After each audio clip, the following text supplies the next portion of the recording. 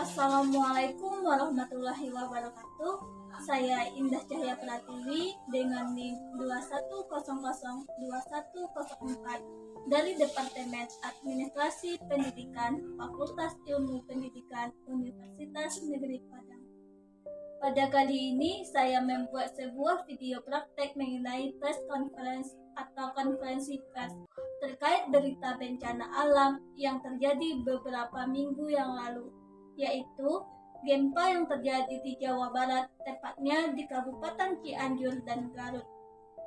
Tugas ini dibuat untuk memenuhi ujian akhir semester mata kuliah Manajemen Humas dengan Bapak Dr. Hanif Al-Qadri dan Ibu Lutfiani MPD. Bismillahirrahmanirrahim. Assalamualaikum warahmatullahi wabarakatuh. Salam sejahtera buat kita semuanya.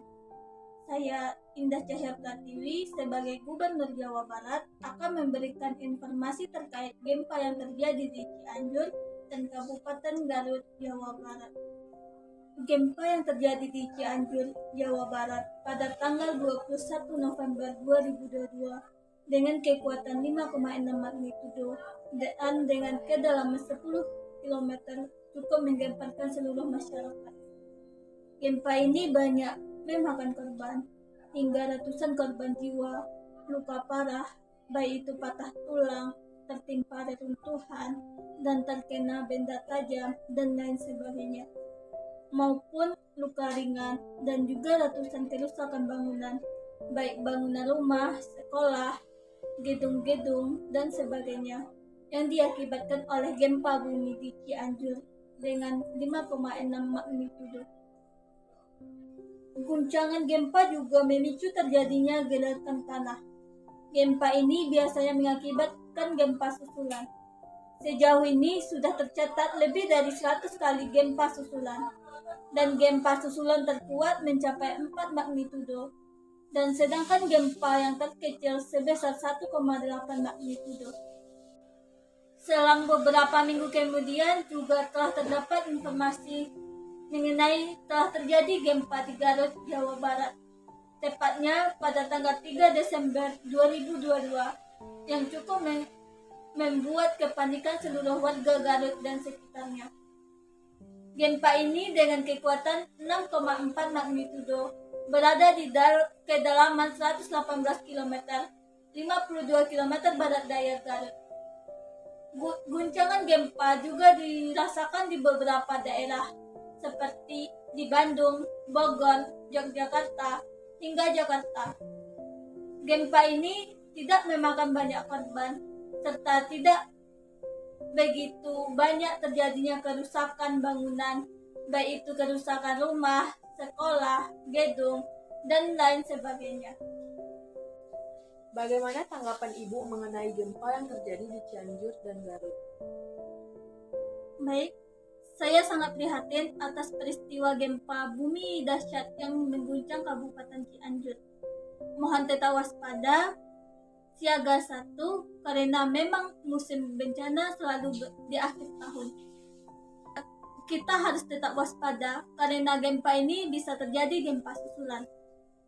Berdasarkan laporan yang saya terima, banyak bangunan yang rusak akibat guncangan gempa tersebut berkisar 60% sampai 100%, terutama pada Cianjur, Jawa Barat.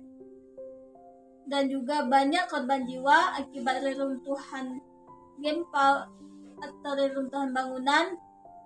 Ada juga sekitar 5 mobil terperangkap di jalan terisolir yang tertimbun longsor akibat gempa tersebut.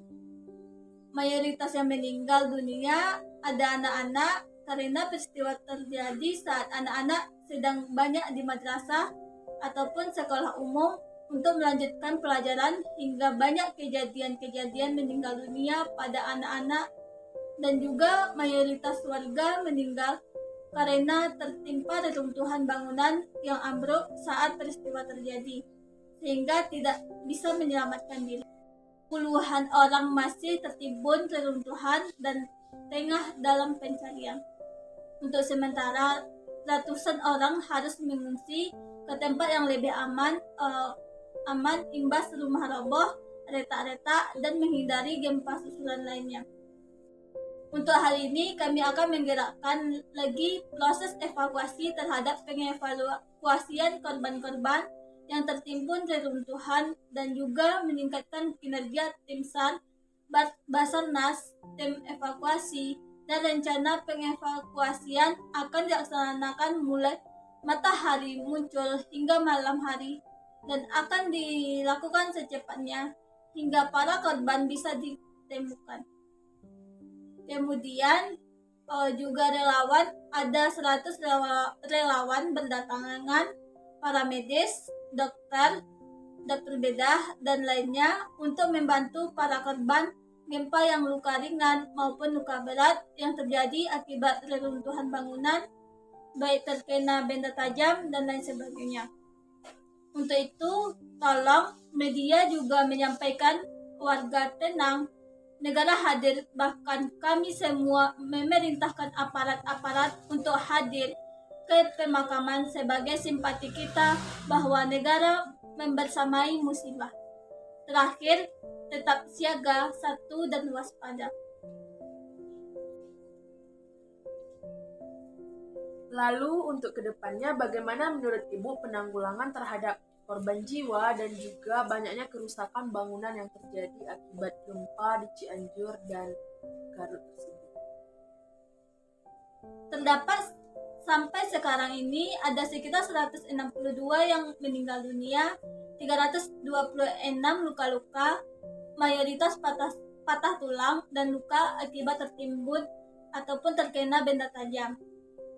Kemudian ada 2 hingga 3 lokasi jalan yang terisolir, jalan nasional, sekitar 5 mobil terperangkap di jalan terisolir yang tertimbun longsor akibat gempa tersebut.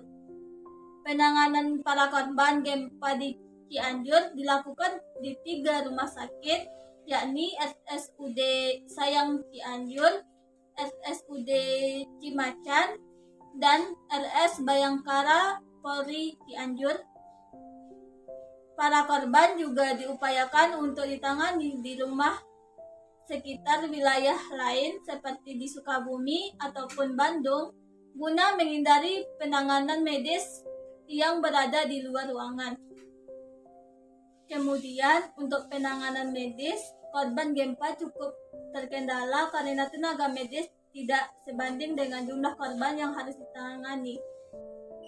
Maka untuk tenaga medis juga akan dikerahkan lagi dalam penanganan korban gempa. Lebih kurang 13.784 pengungsi yang akan disebarkan di minimal 14 titik pengungsian.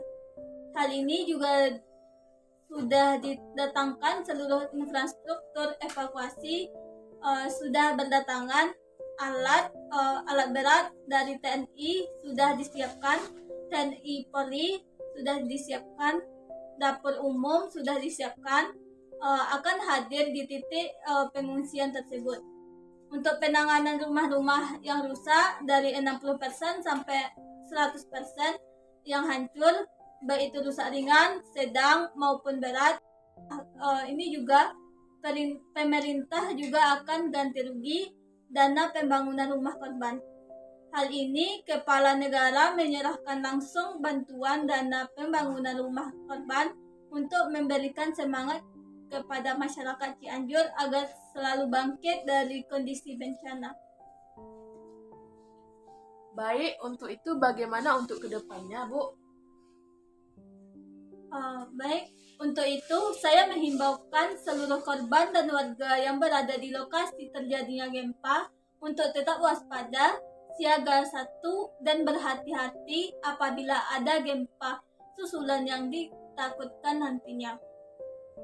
Dan untuk seluruh masyarakat Indonesia, mari kita sama-sama mendoakan agar semua korban segera ditemukan, dan kita sama-sama berusaha membantu dan mengulurkan tangan kita untuk saudara-saudara kita yang mendapatkan bencana tersebut.